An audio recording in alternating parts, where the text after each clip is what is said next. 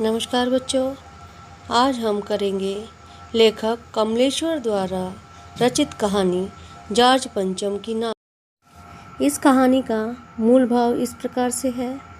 यह कहानी पत्रकारिता की सार्थकता को तो रेखांकित करती ही है, साथ ही व्यावसायिक पत्रकारिता के विरुद्ध भी खड़ी दिखाई देती है। इसमें कमलेश्वर का सफल पत्रकार का रूप भी देखा जा सकता है। लेखक ने अंग्रेजी हुकूमत से आज़ादी मिलने के बाद भी सत्ता से जुड़े लोगों की औपनिवेशिक दौर की मानसिकता और विदेशी आकर्षण पर गहरी चोट की है। कहानी शुरू होती है इंग्लैंड की महारानी एलिजाबेथ द्वितीय की भारत यात्रा से। स्वतंत्र भारत में इंग्लैंड की महारानी एलिजाबेथ द्वितीय अपने पति के साथ भारत यात्रा पर आने वाली हैं। इंग्लैंड के समस्त अखबारों में उनके दौरे से संबंधित तैयारियों का वर्णन किया जा रहा था। उनका दर्जी परेशान था कि यात्रा के दौरान महारानी कौन कौन सी पोशाकें पहनेंगी। उनका सेक्रेटरी और जासूस उनकी सुरक्षा को लेकर महाद्वीप का तूफानी दौरा करने के वाले थे। उनके साथ फोटोग्राफरों का एक बड़ा दल भी आ रहा था। देशी विदेशी सभी अखबार दौरे से संबंधित समाचार प्रकाशित कर रहे थे। महारानी की पोशाक, उनकी जन्मपत्री, प्रिंस फिलिप के कारनामे अखबारों की सुर्खियां बन रहे थे। यहाँ तक कि उनके नौकरों, बावर्चियों, खानसामों, अंगरक्षकों की जीवनियाँ भी समाचार पत्रों की सुर्खियाँ बन रही थी। लेखक पत्रकारिता पर व्यंग करते हुए लिखता है कि महारानी के कुत्तों तक की फोटो भी अखबारों में छप गई। महारानी के दौरे को लेकर राजधानी दिल्ली में तैयारियां होने लगी। नई दिल्ली का काया पलट होने लगा। सड़कों की मरम्मत होने लगी। सरकारी भवनों पर रंग रोगन होने लगा तथा जॉर्ज पंचम की नाक नई दिल्ली में नहीं थी, अर्थात जो जॉर्ज पंचम का स्टैचू नई दिल्ली में लगा हुआ था उस पर जॉर्ज पंचम की नाक नहीं थी। यही सबकी परेशानी का कारण था। जॉर्ज पंचम की नाक की भी एक कहानी है। जॉर्ज पंचम की मूर्ति को हटाने के लिए आंदोलन हुए, बहसें हुई। बच्चों, क्या आप सोच सकते हैं कि उस समय जॉर्ज पंचम की मूर्ति को हटाने के लिए आंदोलन क्यों हुए होंगे? बच्चों, मैं बताना चाहूँगी कि आज़ादी के बाद जॉर्ज पंचम की नाक को हटाने के लिए आंदोलन इसलिए हुए कि जॉर्ज पंचम अंग्रेज थे और आज़ादी के बाद यहाँ के लोग, यहाँ की जनता नहीं चाहती थी कि किसी अंग्रेज की मूर्ति कहीं भी लगाई जाए। उसी को हटाने के लिए आंदोलन हुए, बहसें हुई, भाषण दिए गए, समाचार पत्रों के पन्ने रंगे गए, पक्ष विपक्ष में लोग खड़े हुए। जो लोग मौन बने रहे वे दोनों तरफ थे। जॉर्ज पंचम की नाक की रक्षा के लिए हथियारबंद पहरेदार तैनात किए गए, लेकिन फिर भी उनकी नाक गायब हो गई। इंडिया गेट के सामने जॉर्ज पंचम की मूर्ति की नाक के न होने से लोगों की परेशानी बढ़ गई। अब बच्चों, आप सोच सकते हैं इंडिया गेट बहुत मायने रखता है और अगर इंग्लैंड की महारानी यहाँ पर आती हैं तो वो इंडिया गेट पर भी ज़रूर दौरा करेंगी। तो वहाँ पर अगर मूर्ति पर नाक नहीं होगी तो देश की जगहंसाई होगी। इसलिए देश की भलाई चाहने वालों की बैठक बुलाई गई। मामला उनके सामने रखा गया कि अगर यह नाक नहीं है तो हमारी नाक कट जाएगी। उस स्तर पर विचार विमर्श हुआ कि हर हालत में इस नाक का होना आवश्यक है। एक मूर्तिकार को दिल्ली बुलाया गया। उसे कहा गया कि जॉर्ज पंचम की नाक लगानी है। मूर्तिकार ने कहा नाक तो लग जाएगी परंतु उसे यह पता होना चाहिए कि लाट कब और कहाँ बनी थी।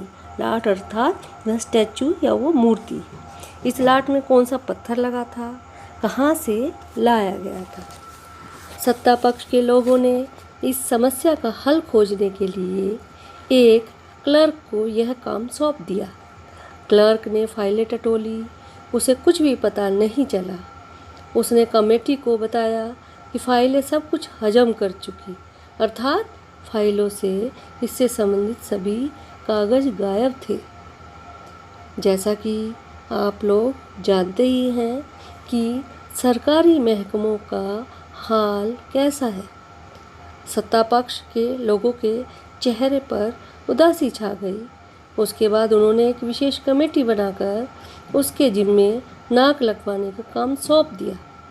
व्यंग यह है कि वर्तमान व्यवस्था में फाइलों से कागज़ गायब हो जाते हैं। काम के लिए कमेटी दर कमेटी बनती रहती हैं, लेकिन काम नहीं होता। कमेटी ने मूर्तिकार को बुलाया। उसे बताया गया कि पत्थर की श्रेणी का पता नहीं चला।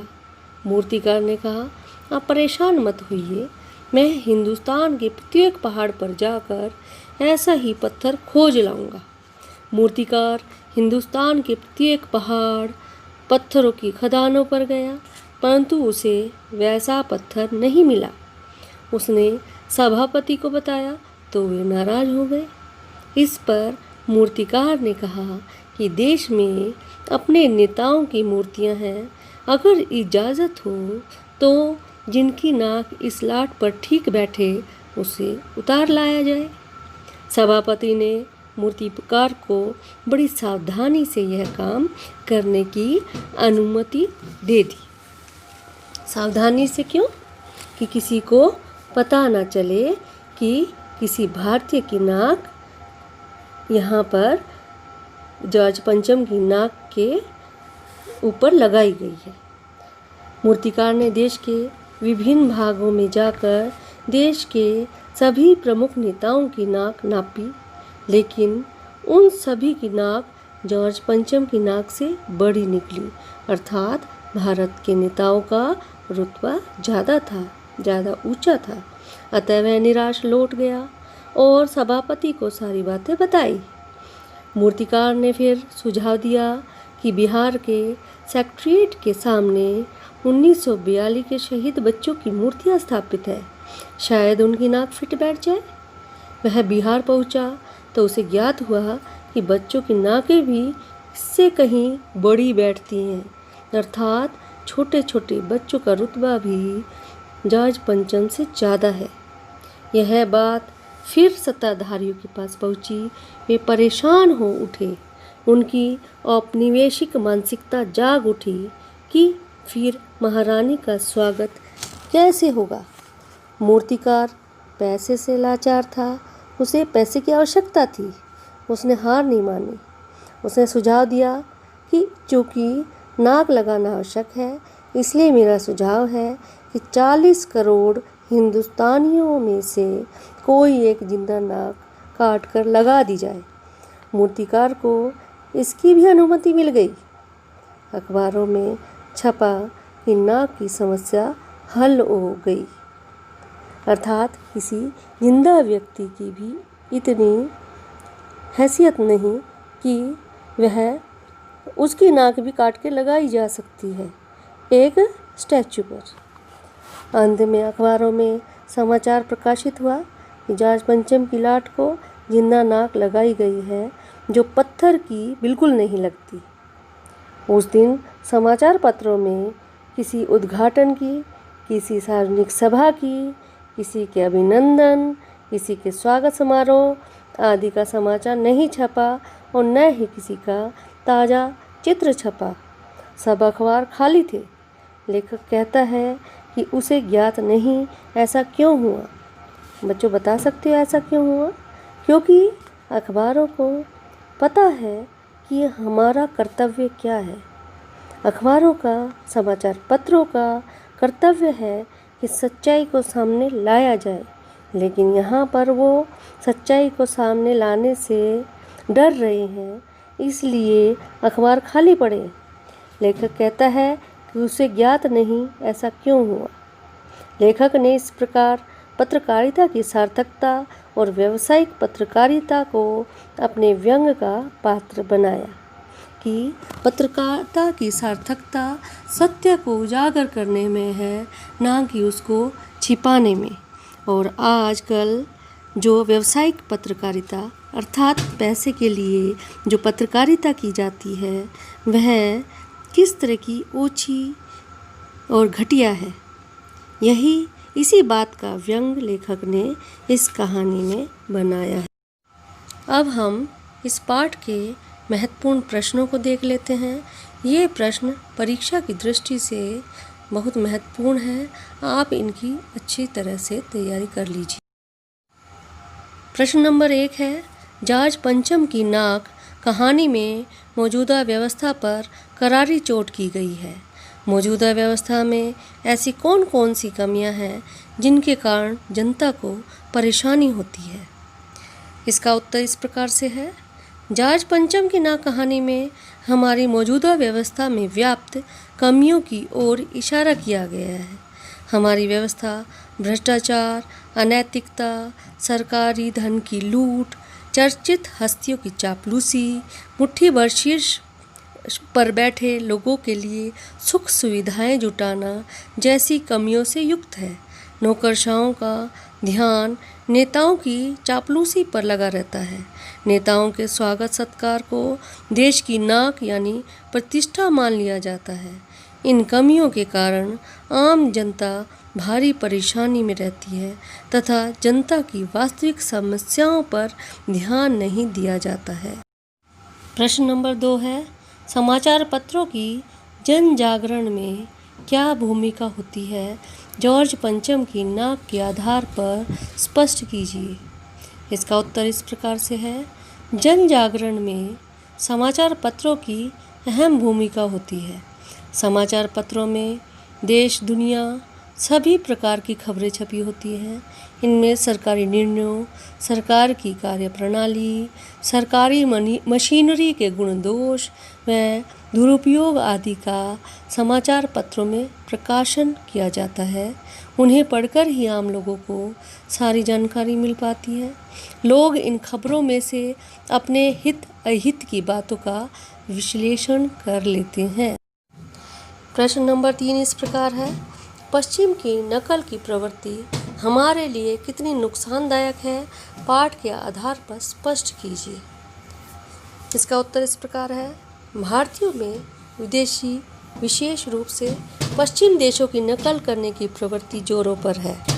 भारतीयों ने अपनी सोच भी पश्चिमी देशों के जैसे बना ली है। उनकी सभ्यता के दिखाऊपन के तत्व को, उनकी नकल करने को अपना लिया है और ऐसा करके वो अपना बड़प्पन समझते हैं। हमने अपनी राजभाषा हिंदी को भी छोड़ दिया है और विदेशी भाषा अंग्रेजी को अपना लिया है। यह सब हमारी गुलामी की मानसिकता को दर्शाते हैं। हमें अपनी भाषा, संस्कृति और अपनी सभ्यता पर गर्व नहीं रह गया है। इसीलिए यही बात हमारे देश के लिए बहुत नुकसानदायक है। प्रश्न नंबर 4 है, सरकारी तंत्र में जॉर्ज पंचम की नाक लगाने को लेकर जो चिंता या बदहवासी दिखाई देती है वह उनकी किस मानसिकता को दर्शाती है। इसका उत्तर इस प्रकार है, सरकारी तंत्र में जॉर्ज पंचम की नाक लगाने को लेकर जो चिंता या बदहवासी दिखाई देती है वह दर्शाती है कि अंग्रेजों की परतंत्रता से हम भौतिक रूप से तो स्वतंत्र हो गए हैं, किंतु हमारे नेताओं, हमारा शासन व्यवस्था में कोई परिवर्तन नहीं आया है।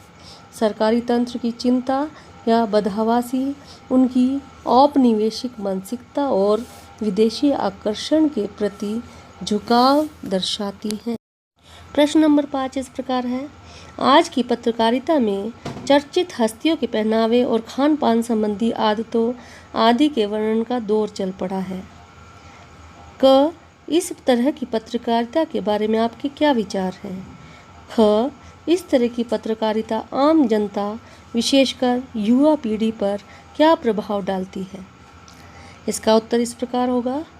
चर्चित हस्तियों के पहनावे, खान पान, उनकी अच्छी बुरी आदतों आदि से संबंधित पत्रकारिता को हम घटिया स्तर की पत्रकारिता मानते हैं, क्योंकि ऐसी पत्रकारिता लोगों के निजी जीवन में झांकती है। ऐसी पत्रकारिता व्यावसायिक पत्रकारिता के विरुद्ध है। ऐसी पत्रकारिता से किसी की भलाई नहीं, अपितु समाज और देश का अहित ही होता है। हाँ, इस प्रकार की पत्रकारिता से आम जनता के मन में ईर्ष्या की भावना होती है। आम जनता अपने भाग्य को कोसती है, स्वयं को हीन महसूस करती है। युवा पीढ़ी पर इसका दुष्प्रभाव पड़ता है।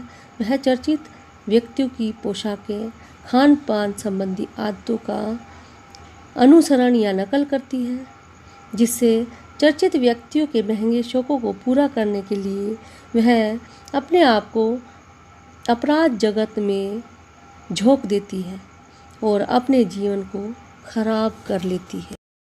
प्रश्न नंबर 6, नई दिल्ली में सब था, सिर्फ नाक नहीं थी। इस कथन के माध्यम से लेखक क्या कहना चाहता है? इसका उत्तर इस प्रकार है। इस कथन के माध्यम से लेखक यह कहना चाहता है कि एलिजाबेथ द्वितीय के भारत दौरे पर उनके स्वागत के लिए पर्याप्त तैयारियां की गई थी। नई दिल्ली को सजाया संवारा गया था।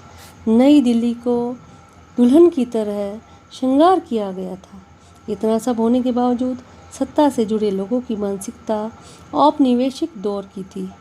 उनमें अब भी विदेशी आकर्षण था। भारतीय व्यवस्था में स्वयं को स्वतंत्र समझने की मानसिकता दिखाई नहीं देती थी। वे पूरी तरह से औपनिवेशिक दास्ता से स्वयं को मुक्त नहीं कर पाए थे। वे मानसिक रूप से अब भी गुलाम थे। प्रश्न नंबर 7 इस प्रकार है। जॉर्ज पंचम की नाक लगने वाली खबर के दिन अखबार चुप क्यों थे? इसका उत्तर इस प्रकार से होगा। जॉर्ज पंचम की नाक लगने वाली खबर के दिन अखबार इसलिए चुप थे कि अखबारों को लगा कि भारतीय सत्ताधारियों ने जॉर्ज पंचम के जिंदा नाक लगाकर पूरे हिंदुस्तान की नाक कटवा दी। वे अभी भी स्वयं को इंग्लैंड के अधीन समझते हैं। अखबारों ने जॉर्ज पंचम की इंडिया गेट पर लगी मूर्ति को पराधीनता की प्रतीक मानकर हटाने के पक्ष में जोरदार मुहिम चलाई थी। अपने पृष्ठों को रंगा था। सरकार के प्रति उनमें रोष और विरोध था। उन्हें लगा जॉर्ज पंचम की लाट पर जिंदा आदमी की नाक लगवाकर सत्ताधारियों ने 40 करोड़ हिंदुस्तानियों की नाक कटवा दी। इसलिए उस दिन सभी अखबार खाली थे। प्रश्न नंबर 8 इस प्रकार से है। जॉर्ज पंचम की नाक पाठ के आधार पर मीडिया की भूमिका पर अपने विचार प्रकट कीजिए। जिसका उत्तर इस प्रकार से है। महारानी एलिजाबेथ के भारत, पाकिस्तान और नेपाल दौरे को लेकर तरह तरह की खबरें अखबारों में छप रही थी। उनमें दर्जी की परेशानी, उनके द्वारा 400 पाउंड खर्च करके बनाया गया नीला सूट, उनकी जन्मपत्री, प्रिंस फिलिप के कारनामे, उनके नौकरों, बावर्चियों, खानसामों, अंगरक्षकों आदि की पूरी जीवनियाँ अखबारों में छप रही थी। यहाँ तक कि उनके कुत्ते का चित्र भी अखबारों में छप रहे थे। इन खबरों के अखबारों में प्रकाशित होने से व्यावसायिक पत्रकारिता का निरर्थक पहलू उजागर होता है। ऐसी पत्रकारिता से सामान्य जनता को प्रभावित करने की मानसिकता झलकती है। प्रश्न नंबर 9 है। फाइलें सब कुछ हजम कर चुकी हैं के द्वारा लेखक ने किस बात पर व्यंग किया है? इसका उत्तर इस प्रकार से है। इस कथन के द्वारा लेखक ने मौजूदा सरकारी व्यवस्था पर करारा व्यंग किया है। सरकारी व्यवस्था में भ्रष्टाचार इतने बड़े पैमाने पर व्याप्त है कि सरकारी फाइलों से महत्वपूर्ण दस्तावेज गायब हो जाते हैं। पैसे की लेन देन के बिना कोई फाइल आगे नहीं बढ़ती। फाइलों से कोई भी जानकारी या देश की वास्तविक स्थिति का ज्ञान नहीं हो पाता है।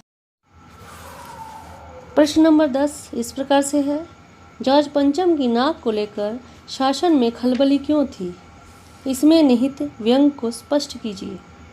इसका उत्तर इस प्रकार है, अंग्रेजी हुकूमत के समाप्त होने पर भी भारत के सरकारी तंत्र में अंग्रेजी शासकों और संस्कृति का प्रभाव हर तरफ छाया हुआ था।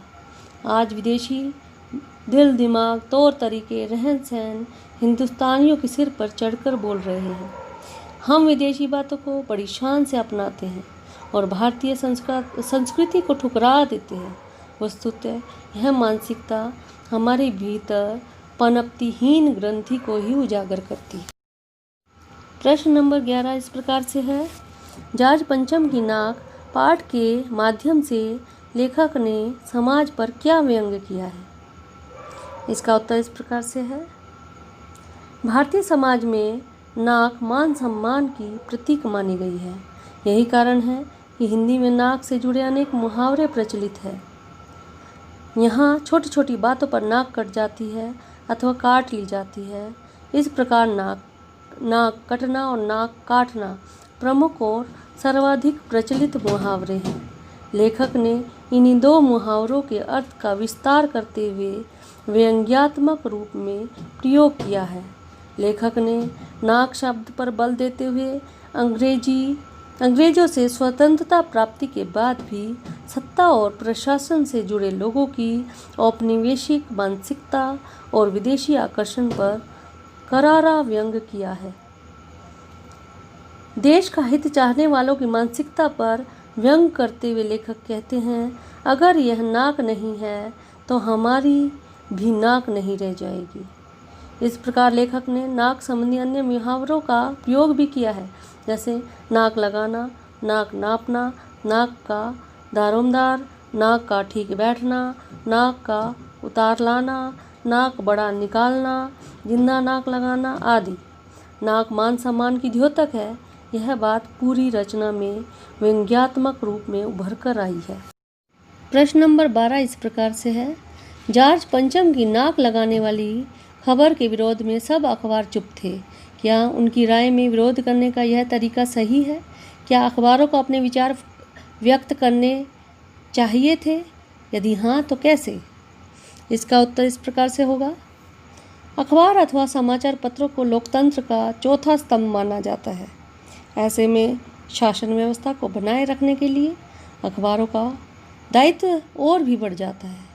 अतः जॉर्ज पंचम की नाक लगने वाली खबर के विरोध में अखबारों के चुप रह जाने को सही नहीं माना जा सकता। अखबारों को इस विषय में अपने विचार व्यक्त करने चाहिए थे। विचार व्यक्त करते समय अखबारों को बिना किसी पूर्वाग्रह या बिल्कुल तटस्थ भाव से अपने विचार रखने चाहिए थे। उन्हें पहले पूरे मामले की तहकीकात करनी चाहिए थी, तत्पश्चात पूरी सच्चाई को जनता के सामने लाना चाहिए। प्रश्न नंबर 13 है, महारानी एलिजाबेथ के दौरे को लेकर अखबारों में क्या क्या छप रहा था? इससे पत्रकारिता का कौन सा पहलू उजागर होता है? इसका उत्तर इस प्रकार है, महारानी एलिजाबेथ के भारत, पाकिस्तान और नेपाल दौरे को लेकर तरह तरह की खबरें अखबारों में छप रही थी। उनके दर्जी की परेशानी, उनके द्वारा 400 पाउंड खर्च करके बनवाया गया नीला सूट, उनकी जन्म पत्री, प्रिंस फिलिप के कारनामे, उनके नौकरों, बावर्चियों, खानसामों, अंगरक्षकों आदि की पूरी जीवनियाँ अखबारों में छप रही थी। यहाँ तक कि उनके कुत्तों के चित्र भी अखबारों में छप रहे थे। इन खबरों के अखबारों में प्रकाशित होने से पत्रकारिता का निरर्थक पहलू उजागर होता है। ऐसी पत्रकारिता चाटुकारिता की मानसिकता प्रदर्शित करती है। पत्रकारिता का उद्देश्य जनता से जुड़े मुद्दों को उठाना है, न कि प्रभावशाली लोगों की चाटुकारिता करना। आशा करती हूँ कि यह कहानी आप लोगों के समझ में आ गई होगी, साथ ही इसके महत्वपूर्ण प्रश्नों के उत्तर भी समझ में आ गए होंगे। धन्यवाद।